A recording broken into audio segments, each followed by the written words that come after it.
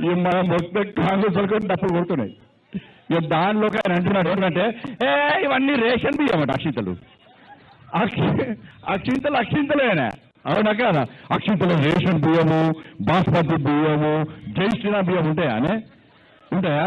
నేను కాంగ్రెస్ వాళ్ళకి చెప్పిన, కాంగ్రెస్ వాళ్ళకి ఏం చెప్పిన అంటే మీరు గుళ్ళకు పోయో అక్కడిక్కడ రేషన్ బియ్యం కావద్దు, బాస్మతి బియ్యమే కావాలంటే ఈ కాంగ్రెస్ కోసం ఇక్కడికి బాస్మతి బియ్యం అయోధ్యకు పంపించి పట్టుకచ్చిస్తా అని చెప్పిన.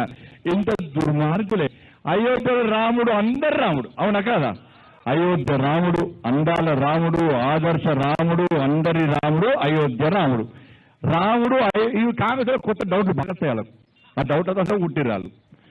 రాముడు అయోధ్య గక్కనే పుట్టినందుకు గ్యారెంటీ ఏం చేస్తారు కాంగ్రెస్లకు?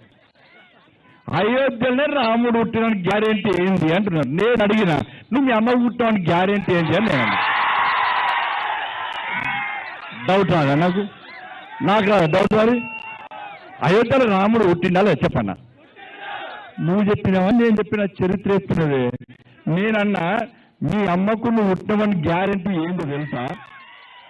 అక్కడ పవిత్రమైన డ్యూటీ చేసే అక్కడ నర్సమ్మ ఏం చేస్తుంది? అమ్మ డెలివరీ కాగానే అమ్మ నీకు అమ్మవారు లాంటి పాప పుట్టిందమ్మా అంటారు.